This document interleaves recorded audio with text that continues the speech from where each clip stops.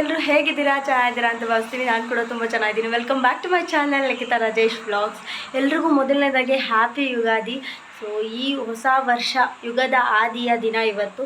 So ಈ ಹೊಸ ವರ್ಷ ನಿಮ್ಮೆಲ್ಲರ ಬಾಳಲ್ಲಿ ಸುಖ, ಸಂತೋಷ, ಸಮೃದ್ಧಿ, ಆರೋಗ್ಯ, ಆಯಸ್ಸು ಎಲ್ಲ ಕೊಟ್ಟು ಕಾಪಾಡಲಿ ಅಂತ ದೇವ್ರ ಹತ್ರ ಬೇಡ್ಕೊತೀನಿ. ಹಾಗೆ ನಮ್ಮ ಬದುಕಲ್ಲೂ ಎಲ್ಲ ಕೊಟ್ಟು ಕಾಪಾಡಲಿ ಅಂತ ದೇವ್ರ ಹತ್ರ ನಾನು ಬೇಡ್ಕೊತೀನಿ. ಸೊ ಬೆಳಗಿನ ದಿನ ಎಲ್ಲ ಫ್ರೆಶ್ ಆಗಿ ಎಲ್ಲ ಕೆಲಸನೂ ಮಾಡಿದ್ದೀನಿ. ಬಟ್ ಅದನ್ನು ನಾನು ವೀಡಿಯೋ ಮಾಡ್ಕೊಳ್ಳೋಕ್ಕಾಗಲಿಲ್ಲ. ಸೊ ಎಲ್ಲ ಕೆಲಸನೂ ಆಗಿದೆ. ಪೂಜೆ ಮಾಡಬೇಕಷ್ಟೇ. ಸೊ ಅದನ್ನು ನಿಮಗೆ ತೋರಿಸೋಣ ಅಂತ ಅಂದ್ಕೊಂಡಿದ್ದೀನಿ. ಯಾಕೆ ಅಂದರೆ ಇವತ್ತು ಸ್ವಲ್ಪ ಸ್ಪೆಷಲ್ ಪೂಜೆ. ಬನ್ನಿ ಏನು ಮಾಡ್ತೀನಿ ಎಲ್ಲನೂ ನಿಮಗೆ ತೋರಿಸ್ತೀನಿ. ಮೊದಲನೇದಾಗಿ ಸಂಕಲ್ಪ ಮಾಡ್ಕೋಬೇಕು. ಸೊ ಬನ್ನಿ ತೋರಿಸ್ತೀನಿ. ಮೊದಲಿಗೆ ತೊಳೆದಿಟ್ಟು ದೇವ್ರ ಸಾಮಾನೆಲ್ಲ ನೀಟಾಗಿ ಜೋಡಿಸ್ಕೊಳ್ತಾ ಇದ್ದೆ. ಸೊ ಹೂವು ಕೂಡ ನಂಗೆ ತುಂಬ ಚೆನ್ನಾಗಿ ಸಿಕ್ಕಿತ್ತು ಇವತ್ತಂತೂ. ಹೂವು ಅಂತೂ ತುಂಬ ಕಾಸ್ಟ್ಲಿ ಆಗಿಬಿಟ್ಟಿತ್ತು, ಬಟ್ ಚೆನ್ನಾಗಿತ್ತು ಹೂವು. ಸೊ ಎಲ್ಲ ಜೋಡಿಸ್ಕೋತಾ ಇದ್ದೆ. ನಾನು ಕಳಶದ ಚಂಬಲ್ಲಿ ಅರಿಶಿನ, ಕುಂಕುಮ, ₹1 ಕಾಯಿನು ಮತ್ತು ಒಂದು ಅಡಿಕೆನ ಹಾಕಿ ವಿಳೆದೆಲೆ ಇಟ್ಟು ಕಳಶನ ಇಡ್ತೀನಿ.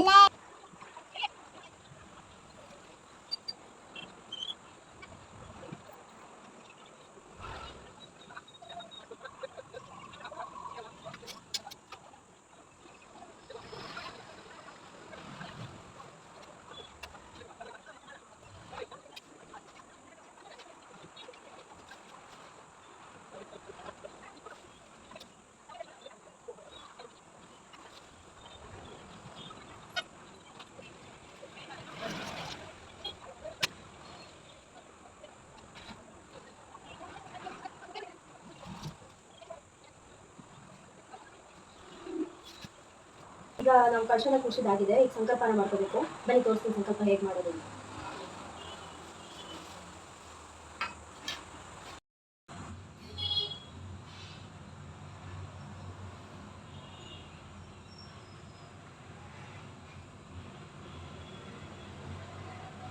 ಮೊದಲನೇದಾಗಿ ಸಂಕಲ್ಪ ಮಾಡ್ಕೊಳ್ಳೋದಕ್ಕೆ ಒಂದು ಸ್ವಲ್ಪ ಅಕ್ಷತೆ, ₹1 ಕಾಯಿನು ಮತ್ತು ಒಂದು ಹೂನ ಇಟ್ಕೋಬೇಕು. ಸೊ ಹಾಗೆ ಒಂದು ಲೋಟ ಅಥವಾ ಒಂದು ಚಂಬಲ್ಲಿ ನೀರು ತೊಗೊಂಡು ಇನ್ನೊಂದು ಬೌಲಿಗೆ ಈ ಥರ ಈ ರೀತಿ ನಿಮ್ಮ ಮನಸ್ಸು ಇಚ್ಛೆ ಏನಿರುತ್ತೆ ಅದನ್ನು ಬೇಡ್ಕೊಂಡು ದೇವರ ಹೆಸರಲ್ಲಿ ಈ ರೀತಿ ಬಿಡಬೇಕು.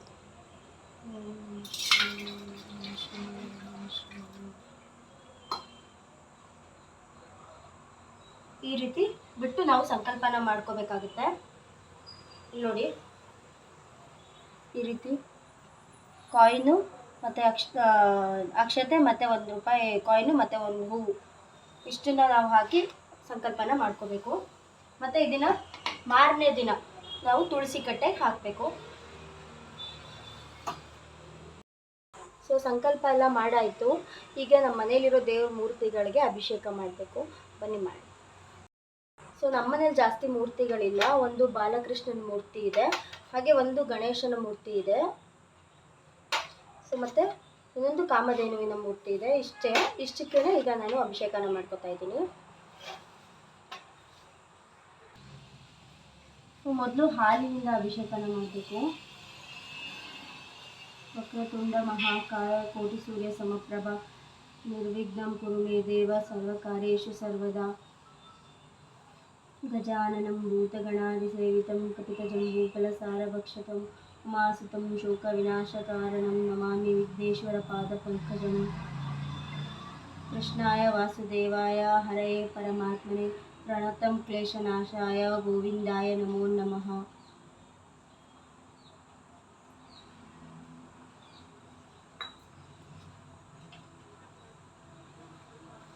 ಎರಡನೇದು ಮೊಸರಿನಿಂದ ಅಭಿಷೇಕನ ಮಾಡಬೇಕು.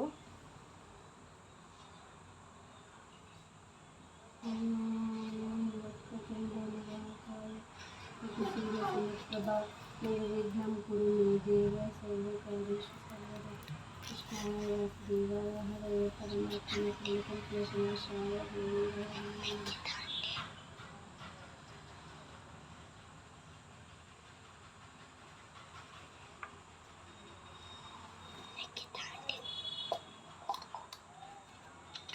ಈಗ ಜೇನುತುಪ್ಪದಿಂದ ನಾವು ಅಭಿಷೇಕನ ಮಾಡ್ಕೋಬೇಕು.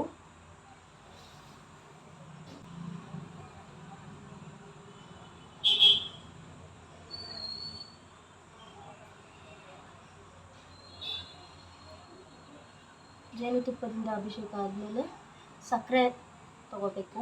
ಸಕ್ಕರೆಯಿಂದ ಅಭಿಷೇಕ ಮಾಡಬೇಕು.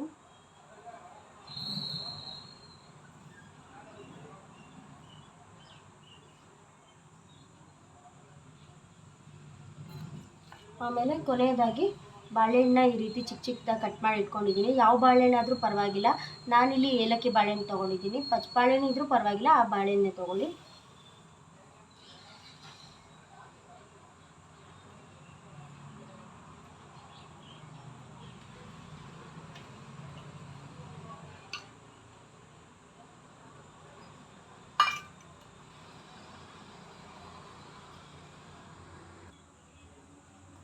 ಕೊನೆಯದಾಗಿ ತುಳಸಿನ ಅರ್ಪಿಸ್ಬೇಕು. ಗಣೇಶನಿಗೆ ಬಿಟ್ಟು ಬೇರೆ ಎಲ್ಲ ವಿಗ್ರಹಗಳಿಗೆ ತುಳಸಿನ ಅರ್ಪಿಸ್ಬೇಕು. ನಾನು ಕೃಷ್ಣ ಮತ್ತು ಕಾಮಧೇನಿಗೆ ತುಳಸಿನ ಅರ್ಪಿಸ್ತಿದ್ದೀನಿ.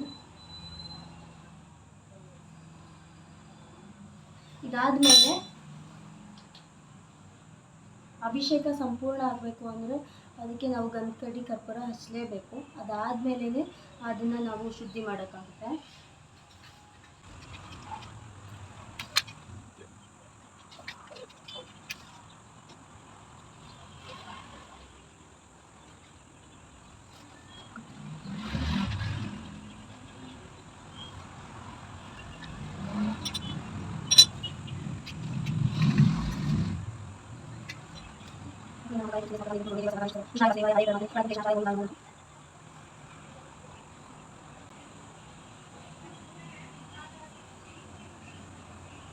ಇನ್ನೊಂದು, ಮಂಗಳಾರತಿ ತಗೊಳ್ಳುವಾಗ ಯಾವತ್ತೂ ಎರಡು ಕೈಯಲ್ಲಿ ತಗೋಬಾರ್ದು. ಒಂದೇ ಕೈಯಲ್ಲಿ, ಬಲಗೈಯಲ್ಲಿ ಮಾತ್ರ ಮಂಗಳಾರತಿನ ತಗೋಬೇಕು.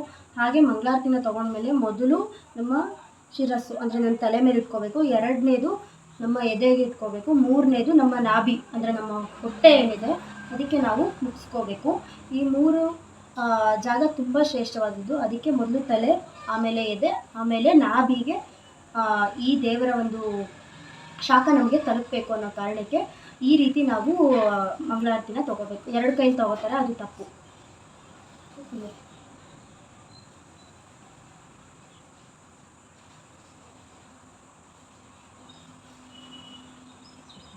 ಸೊ ಇಷ್ಟು ಮಾಡಿದ್ಮೇಲೆ ಇದನ್ನು ಶುದ್ಧಿ ಮಾಡ್ಕೋಬೇಕು. ಅಂದರೆ ಈಗ ನಾವೇನು ಅಭಿಷೇಕ ಮಾಡಿದ್ದೀವಿ ಇದನ್ನೆಲ್ಲ ಒಂದು ಪಾತ್ರೆಗೆ ಅಥವಾ ಒಂದು ಬೋಸಿಗೆ ಹಾಕ್ಕೊಂಡು ಅದನ್ನು ನಾವೆಲ್ಲರೂ ಮನೆಯಲ್ಲಿರೋರೆಲ್ಲರೂ ಸ್ವೀಕರಿಸಬೇಕು. ಅದು ಪ್ರಸಾದ ರೀತಿ. ಅದಾದಮೇಲೆ ಇನ್ನೊಂದು ಸರಿ ದೇವ್ರ ವಿಗ್ರಹಗಳನ್ನ ನೀಟಾಗಿ ತೊಳೆದು ಶುದ್ಧಿ ಮಾಡ್ಕೋಬೇಕು. ಈಗ ಎಲ್ಲ ವಿಗ್ರಹಗಳನ್ನ ನಾನು ಶುದ್ಧಿ ಮಾಡ್ಕೊಂಡಿದ್ದಾಗಿದೆ. ಈಗ ಅದಕ್ಕೆ ಗಂಧ, ಅರಿಶಿನ, ಕುಂಕುಮನ ಹಚ್ಚಬೇಕು.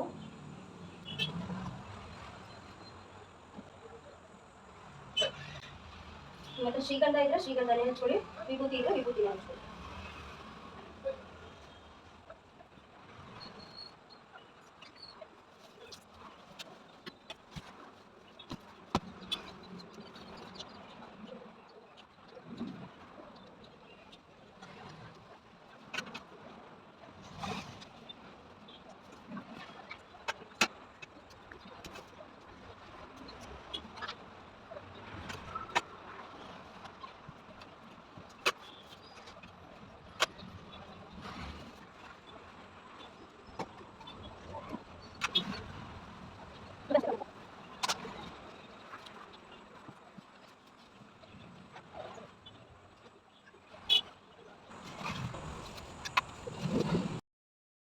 ನಾನು ಹಿಂದಿನ ವ್ಲಾಗ್ಗಳಲ್ಲೇ ಹೇಳಿದ್ದೀನಿ, ಹೊಸಲು ಪೂಜೆ ಅನ್ನೋದು ಒಂದು ಮನೆಗೆ ತುಂಬಾ ಮುಖ್ಯ.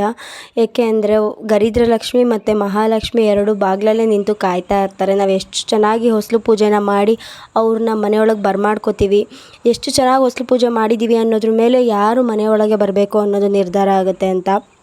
ಅದು ಯುಗಾದಿ ದಿನ ಅಂತೂ ತುಂಬ ಮುಖ್ಯವಾದ ಕೆಲಸ ಅಂದ್ರೇ ಹೊಸಲು ಪೂಜೆ. ತುಂಬ ಚೆನ್ನಾಗಿ ನಾವು ಹೊಸಲು ಪೂಜೆನ ಮಾಡ್ಕೋಬೇಕಾಗತ್ತೆ ಯುಗಾದಿ ಹಬ್ಬದ ದಿನ. ಯಾಕೆಂದರೆ ಇಡೀ ವರ್ಷ ನಮ್ಮ ಮನೆಯೊಳಗೆ ಮಹಾಲಕ್ಷ್ಮಿ ನೆಲೆಸ್ಬೇಕಾ ಅಥವಾ ಗರಿದ್ರ ಲಕ್ಷ್ಮಿ ನೆಲೆಸ್ಬೇಕಾ ಅಂತ ನಿರ್ಧಾರ ಮಾಡಬೇಕಾಗಿರೋ ದಿನ ಅದು. ಸೊ ಹಾಗಾಗಿ ಹೊಸಲು ಪೂಜೆನ ನಾವು ತುಂಬ ಚೆನ್ನಾಗಿ ಮಾಡ್ಕೋಬೇಕು.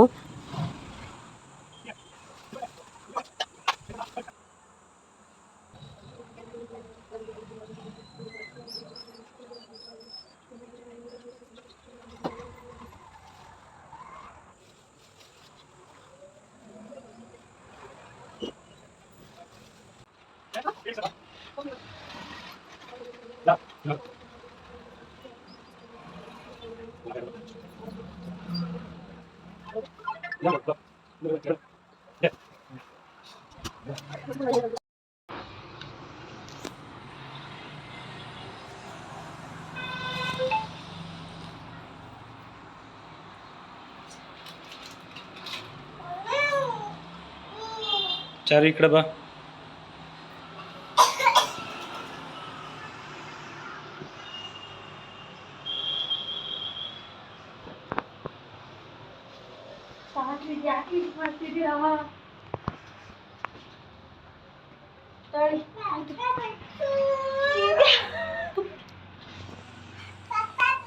ಕೊಡೋದಾಗತಿ ಮಗಳಾರ್ತಿ.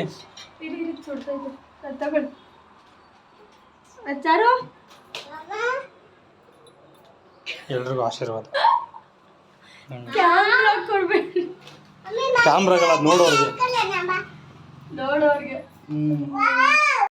ನಾನು ಹಿಂದಿನ ಬ್ಲಾಗಲ್ಲೇ ಹೇಳಿದ್ದೆ ಅಕ್ಷತೆ ಇಲ್ಲದೆ ಯಾವುದೇ ಒಂದು ಪೂಜೆ ಕಂಪ್ಲೀಟ್ ಆಗೋದಿಲ್ಲ ಅಂತ. ನಾನು ಪೂಜೆ ಎಲ್ಲ ಮಾಡಾದ್ಮೇಲೆ ಅಕ್ಷತೆ ಹಿಡ್ಕೊಂಡು ನನ್ನ ಮನಸ್ಸಲ್ಲಿರೋ ಬೇಡಿಕೆನ ಬೇಡಿಕೊಂಡು ಸಂಕಲ್ಪ ಮಾಡಿಕೊಂಡು ಅಕ್ಷತೆನ ದೇವ್ರ ಮೇಲೆ ಹಾಕಿದೆ.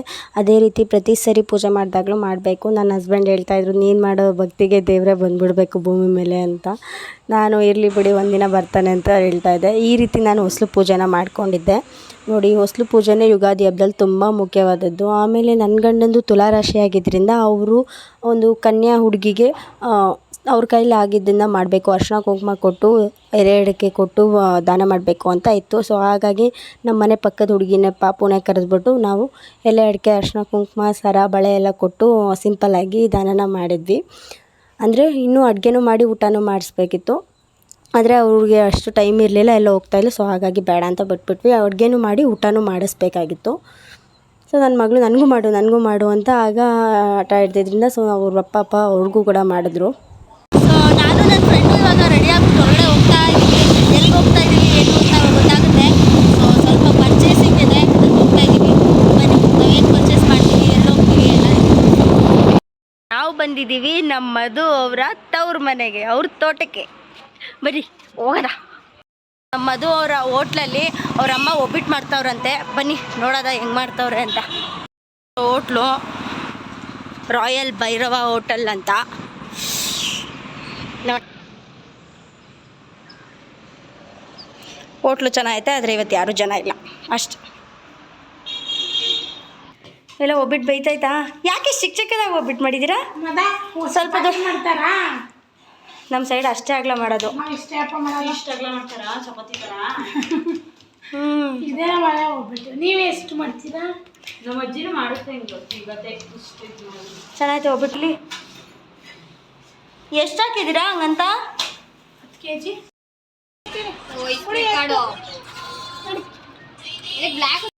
ನಮ್ಮ ಮಧು ಅವ್ರ ಮನೇಲಿ ಎಂಜಾಯ್ ಮಾಡಿಕೊಂಡು ಟೀ ಕಾಫಿ ಕುಡ್ಕೊಂಡು ಈಗ ನಾವು ಹೋಗ್ತಾ ಇದ್ದೀವಿ ಒಂದು ಜಾಗಕ್ಕೆ. ಅಲ್ಲಿ ನಾವೇನೋ ಸ್ವಲ್ಪ ಪರ್ಚೇಸಿಂಗ್ ಮಾಡಬೇಕು. ಸೊ ಮಾಡಿಕೊಂಡು ಮನೆಗೆ ಹೋಗಬೇಕು.